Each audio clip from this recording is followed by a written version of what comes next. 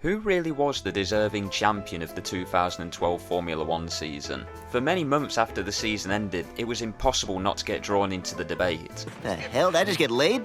Some people said Sebastian Vettel, some people said Lewis Hamilton, and some people said Fernando Alonso, all for different reasons. Looking at the cars, the McLaren was mega fast, but also unreliable, a little bit like me in the bedroom. The Red Bull had some teething issues, but eventually came good during the middle part of the season, and was consistently the second fastest car at the end of the season. And the Ferrari, on merit, was basically good enough for third or fourth fastest car on the grid. It was just being driven within an inch of its life by Fernando Alonso. So I've decided to create an iceberg to have a look at the different points permutations that could have happened. Several different scenarios that get more and more outlandish the further down we go. So, let's start at the very top in the sky. Who actually won the championship? Well, it was Sebastian Vettel, and it was his third world championship. An honourable mention is just going to be that Alonso should have been the deserving champion because his car was so inferior compared to the rest of the competition, and he came within 3 points of winning. Sebastian Vettel won the championship with 281 points. Second place was Fernando Alonso with 278. We're going to skip over Kimi Raikkonen because he didn't have any mechanical faults, he was just consistent throughout the year, and we're going to look instead at Lewis Hamilton, who finished on 190 points. Now you might be questioning, why is he even in the question here? And it's going to become clear the deeper down the iceberg that we go. So, there are a lot of mechanical retirements and crashes that happened that hindered all three of these drivers throughout the year. So let's take into consideration the retirements that each of these drivers had throughout the season, and then we'll just get the average points scored across each race and extrapolate it to the full calendar. So both Sebastian Vettel and Fernando Alonso had 2 retirements throughout the year, whereas Lewis Hamilton had 6 retirements.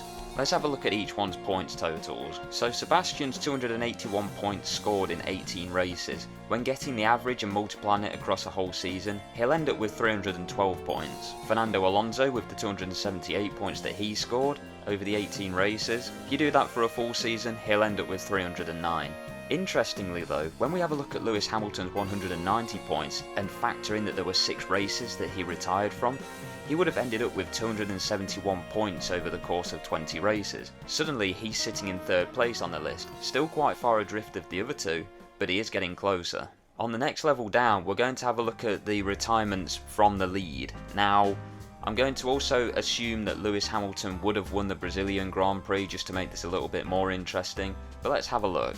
So, Sebastian Vettel was leading the European Grand Prix when he retired from the lead. When he retired from the Italian Grand Prix, he wasn't leading the race and it didn't look likely that he was going to win. For Fernando Alonso, he retired from the Belgian Grand Prix and the Japanese Grand Prix on the first laps. There's no way to know whether he would have won those races or not, so we're not really going to count those in this. Lewis Hamilton retired from the German Grand Prix, which he wasn't leading, the European Grand Prix, which he also wasn't leading, and the Belgian Grand Prix on the first lap, so we can't look at those. However, he was leading the Singapore Grand Prix, the Abu Dhabi Grand Prix, and I'm going to say that he would have won the Brazilian Grand Prix. So let's have a look at the points permutations for each of the drivers after this. So, assuming Sebastian Vettel would have won the European Grand Prix, we'll add 25 points to his total, and then we'll add one more race to the races that he would have finished and get the average, and he comes out in the end at 322 points. Fernando Alonso stays on 309 because his retirements weren't from leading the race, but Lewis Hamilton gains an extra 75 points, and when extracting the average for that, he'll end up with 312 for the season.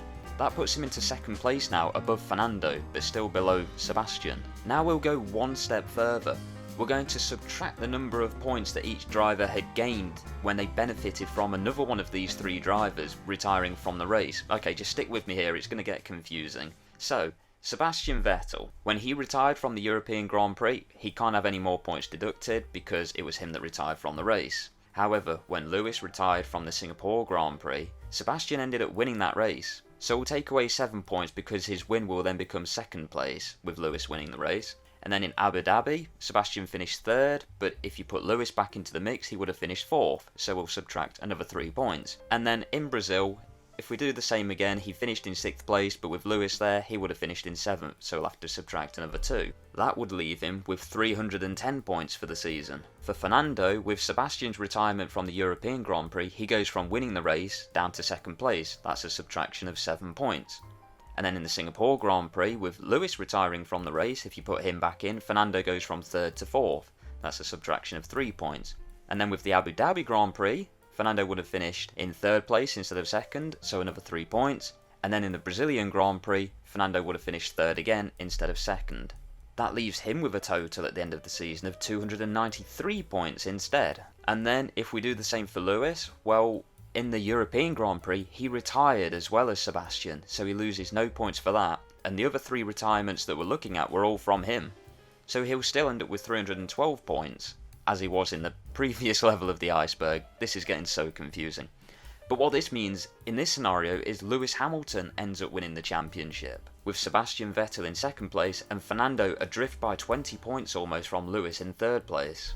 One more level that I'm going to add into here is the Singapore Grand Prix. Sebastian and Lewis were fighting for the lead in this race when Lewis retired. Lewis wasn't leading by a big margin. In fact, it seemed as though Sebastian was actually hunting him down and waiting for his moment to strike. Now, this next one all comes down to who would have ended up winning that race had Lewis not retired. Would Sebastian have managed to catch and make the pass, or would Lewis have been able to defend and keep the position? Honestly, I'm going to go with Sebastian catching and passing Lewis, and that would have swung the points once again into Sebastian's favour with 317, Lewis with 305, and Alonso still with 293. But that race would have been a decider that flicks between Sebastian or Lewis winning that season.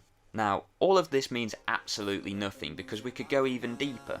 Where could Alonso have finished in his 2 retirements, and where could Lewis have finished in his other 3 retirements? And what would have happened to the strategies in these races if none of them had retired from the races? And what about the consequences of every other driver in the races that are being affected by all of this? In the end, what I'm trying to say is that we don't know who would have won based on the infinite possibilities that could have happened. All we do know is that Sebastian Vettel did come out on top against Fernando Alonso, and that Lewis Hamilton, thanks to the retirement woes and the mechanical failures, he ended up finishing down in 4th place. But interestingly enough, in the Brazilian Grand Prix in the lead up to the race, Bernie Eccleston was asked, who do you think is the deserving champion of this season? And he said, Lewis Hamilton. I would be very interested to hear what people's opinions are 12 years later. Personally, even with my bias for Sebastian Vettel, I would say that Fernando is the deserving champion. Only because he had regularly the 3rd or 4th fastest car and still managed to get the points in there. You could say Lewis, but at the same time, he had the fastest car, I'd say, across the whole season, so he should have soundly beat the pair of them. But then Sebastian did everything right. When he could get the points, he got the points. When he could get the wins, he got the wins. And in the end, he ended up winning anyway. So, does it mean anything? Does it mean nothing? It's just something fun to think about. Anyway, thanks for watching if you made it all the way through, and I'll catch you in the next one. Look at yourself,